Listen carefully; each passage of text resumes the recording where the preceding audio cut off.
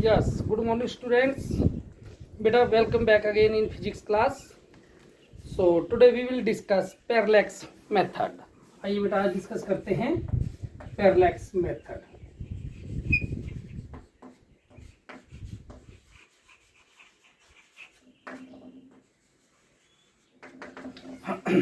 बेटा parallax method क्या है? देखिए parallax method is a method which is used to measure the large object which are very distinct or very far away from us, but the distance should be less than 100 light years. दोबारा सुनिए, parallax method वो method है जो heavenly bodies है, जैसे planet हो गए, star हो गए, मून एटसेट्रा, जो हमसे बहुत ज़्यादा दूर है हेवनली बॉडीज, और उनका डिस्टेंस जो है वो 100 लाइट ईयर से कम होना चाहिए.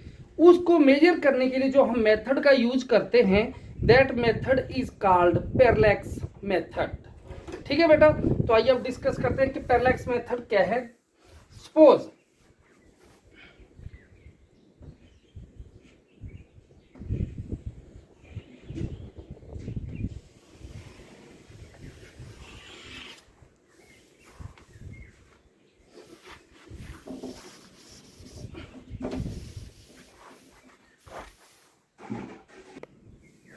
यस बेटा, देखिए suppose this is the position of sun, S is the position of sun, and A and B, this is A, this is B, this is the rotating position of the earth with respect to sun. यानी कि सन और ये अर्थ सन के चारों ओर घूम रही है. N कोई नियर बाई कोई स्टार है, कोई प्लेनेट है या अदर हेवनली बॉडी है, whose distance is to be measured, जिसका डिस्टेंस हमने मेजर करना है. एफ वो पोजीशन है, वो स्टार है जिसकी position in the sky fix है. स्टार, कुछ स्टार स्काई में ऐसे होते हैं whose position is always fixed. तो मान लेते हैं ये वो पोजीशन है जिनकी पोजीशन क्या है, फिक्स है. कहाँ? इन द स्काई. हमने किसकी मेजर करनी है? ए एन या बी एन मेजर करना है. ठीक है, by what? By using parallax method. So this is the diagram. तो आइए यूज करते हैं, शुरू करते हैं. कि मान लेते हैं it is clear from figure that triangles F A N, sorry angle F A N, angle F A N is equal to, F A N किसके बराबर है बेटा? थीटा 1 के बराबर है, और is equal to F A N is equal to A N S is equal to theta 1. ये angle इस एंगल के बराबर है, दोनों किसके बराबर हैं? थीटा 1 के बराबर है. यस और नो? यस बेटा. आल्सो मान लेते हैं एक बात और, ये स्टार हमें यहां से ए पोजीशन से यहां दिख रहा है आज से ठीक 6 महीने बाद, आफ्टर 6 मंथ.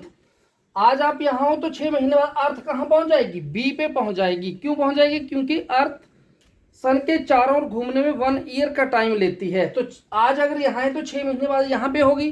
तो 6 महीने बाद अगर आज ये स्टार यहाँ से यहाँ दिख रहा है तो 6 महीने बाद भी यहाँ दिखेगा.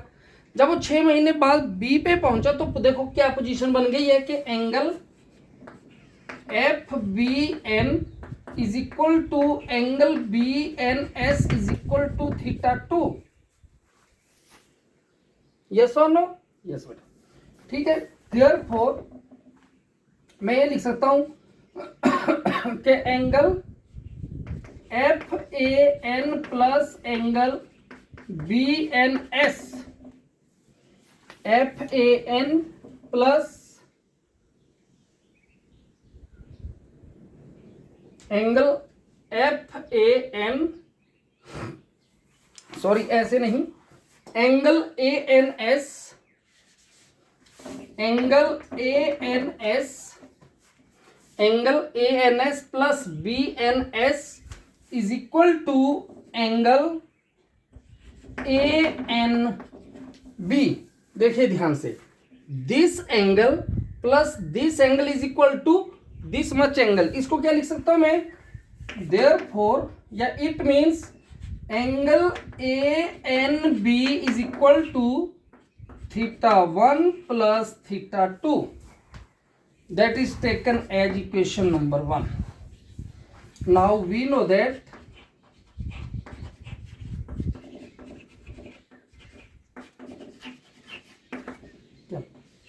theta is equal to arc upon radius.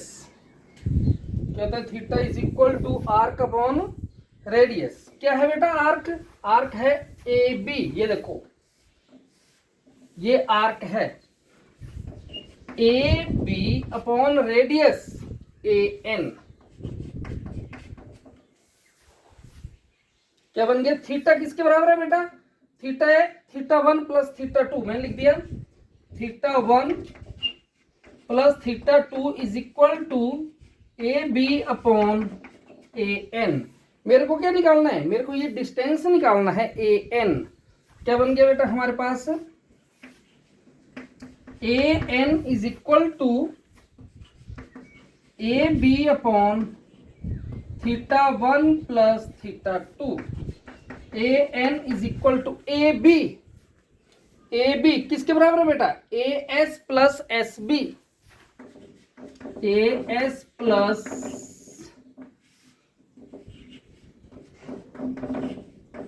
what is AS? This is the distance, average distance between center of earth to center of moon, and the distance between center of earth to center of moon is known as astronomical unit। क्या बोलते हैं उसको? astronomical unit। ये क्या बन गया? AN is equal to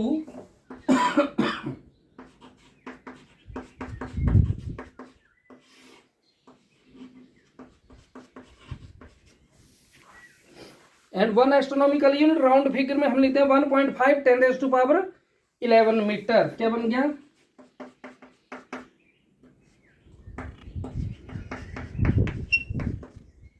दो बार है मल्टीप्लाई बाई 2 कर दिया तो मैंने सीधा यहाँ पे 3 कर दिया।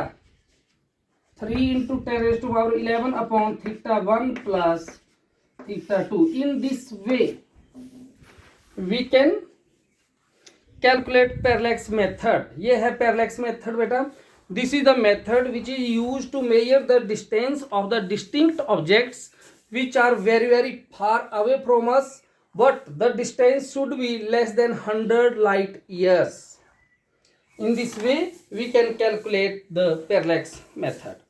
ओके बेटा, आइए अब करते हैं आगे डायमेंशनल एनालिसिस।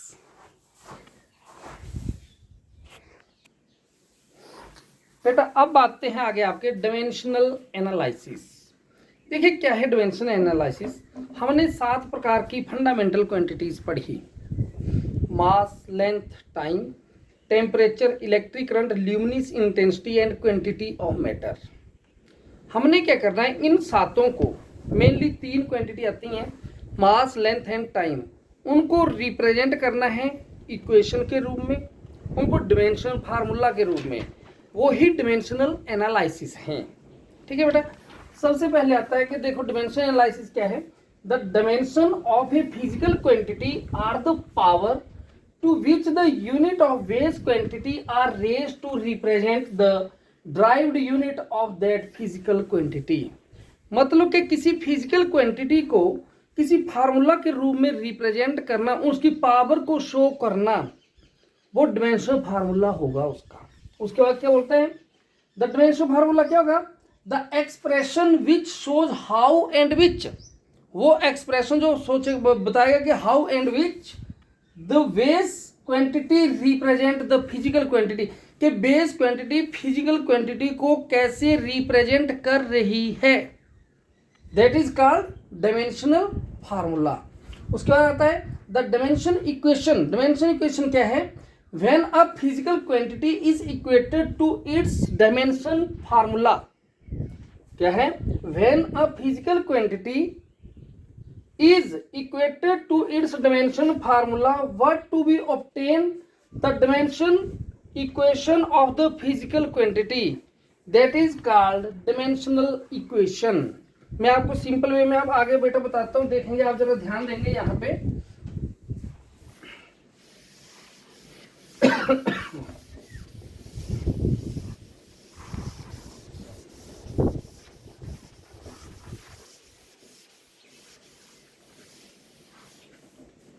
जैसे बेटा आपको एक एग्जांपल देता हूं, जैसे हमने लिख दिया एरिया, हमने लिख दिया वॉल्यूम, हमने लिख दिया डेंसिटी,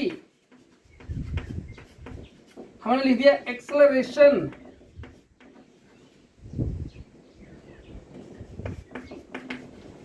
ये लिख दिया मान लेते हैं। आपको क्या करना है, इजी वे में बताता हूं। एरिया का हमें पता है डिमेंशन होता है लेंथ इनटू ब्रेड्थ, ऐसे लिखते हैं हम। वॉल्यूम को लिखते हैं हम length into breadth into height. Density को लिखते हैं हम मास ओवर वॉल्यूम। एक्सेलरेशन को लिखते हैं हम वेलोसिटी अपॉन टाइम, ये हम लिखते हैं। Area length into breadth, unit सबसे पहले बेटा इसके यूनिट निकालने, एक इजी वे में समझने का तरीका देखो। इसके यूनिट निकालने तो लेंथ के भी मीटर, ब्रेड्थ के भी मीटर, तो मीटर इंटू मीटर क्या बन गया बेटा, metre square. Volume metre cube. Density mass over volume क्या बन गया, kilogram per metre cube. Acceleration velocity metre per second upon time क्या बन गया बेटा, मीटर पर सेकंड स्क्वायर।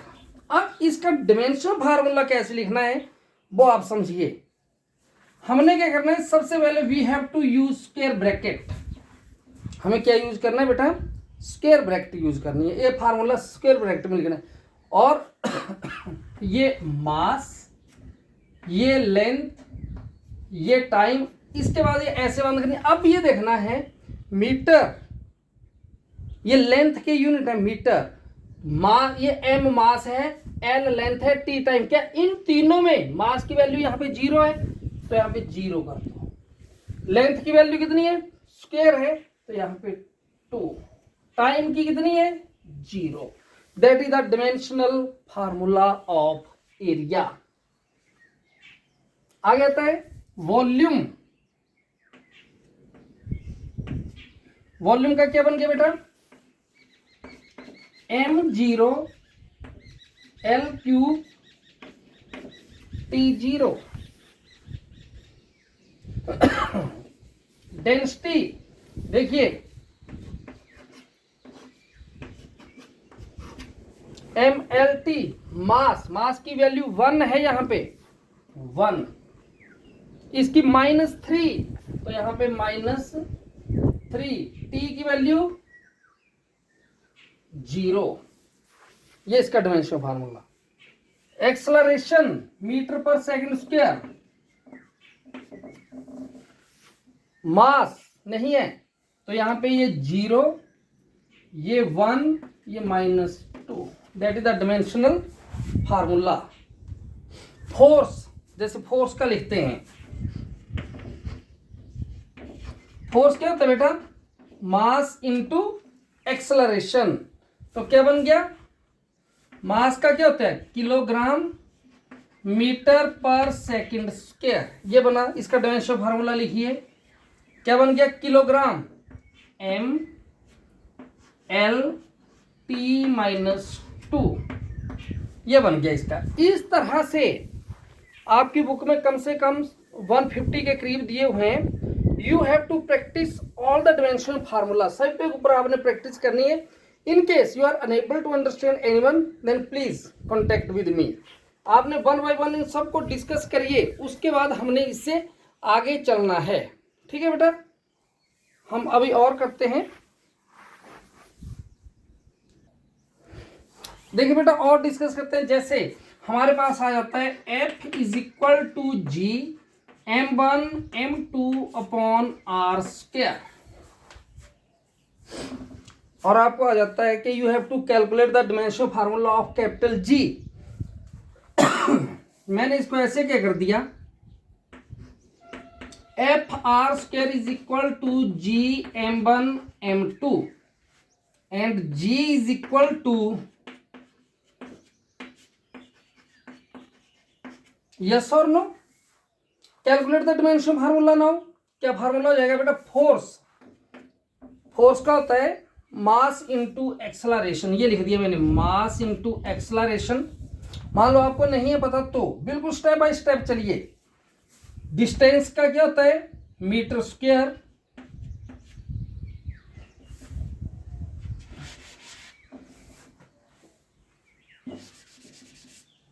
या इसको अभी तक डिस्टेंस ही रहने दीजिए, are square upon m1 m2।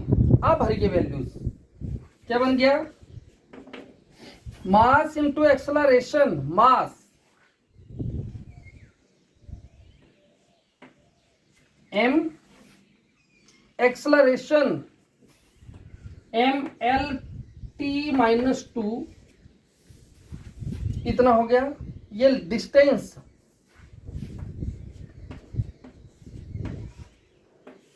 Upon mass into mass,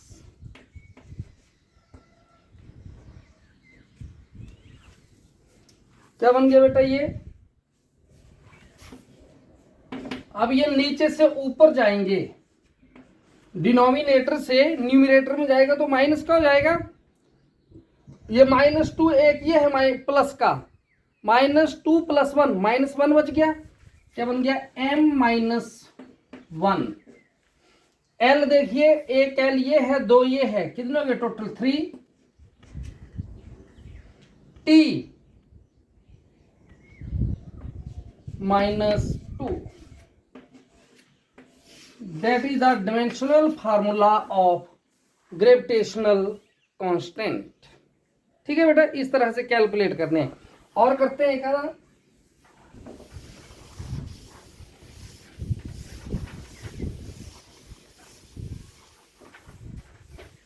जैसे इलेक्ट्रिक पोटेंशियल क्या होता है? ये चलो पहले वर्क का करते हैं। Work, force into distance. क्या होता है बेटा? फोर्स mlt-2, फोर्स, और डिस्टेंस का क्या होता है बेटा? l। क्या बन गया? ml2t-2। That is the dimensional formula of work.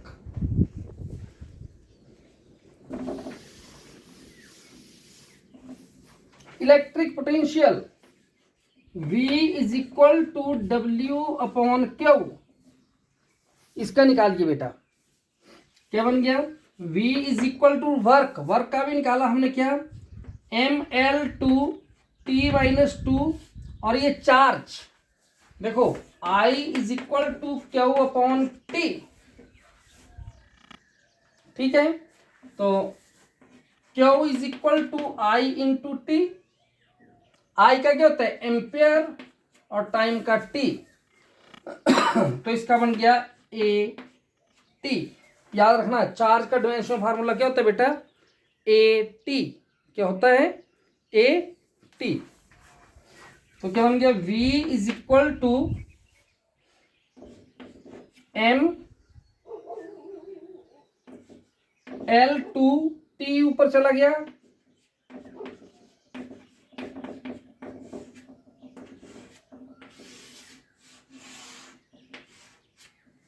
That is the dimensional formula of electric potential. ठीक है बेटा।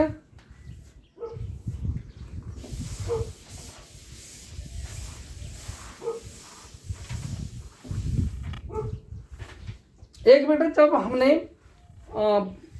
इलेक्ट्रोमैग्नेटिक फोर्सेस पढ़ी थी तो वहां पे हमने ये पढ़ा था कि K इज इक्वल टू 1/4πε0, और पूरी इक्वेशन पढ़ी थी हमने, F is equal to 1/4πε0 Q1 Q2/r²। ये पढ़ा था हमने। कई बार आ जाता है कि what are the dimensions of ε0। आइए ये भी निकाल देते हैं। ε0 इज इक्वल टू किसके बराबर होंगे बेटा? 1/4πf Q1 Q2/r²। ये 4 का कोई डिमेंशन नहीं होता, पाई का कोई डिमेंशन नहीं होता है। इनके निकाल दो। सबसे पहले क्यू, क्यू क्या भी निकाले हमने 80, तो स्क्वायर है तो बन गया A square T square upon force M L T minus 2 into ये कर दो बेटा सही। इसको m को ऊपर ले गए, m माइनस 1 l एक ये है, दो ये टोटल क्यूब हो गया, ऊपर चला गया m minus 1 l minus 3 t। ये देखिए -2 है, ये जब न्यूमरेटर में जाएंगे तो प्लस के हो जाएंगे, 2 पहले ही हैं, कितने बन गए T4 A2। That is the dimensional formula of epsilon naught. In this way you have to calculate the maximum dimension formula. आपने ज्यादा से ज्यादा को करना है, ज्यादा से ज्यादा की प्रैक्टिस करनी है और बेटा इस तरह से सॉल्व करिए इनको। फिर भी कोई प्रॉब्लम आए देन प्लीज कॉन्टेक्ट मी।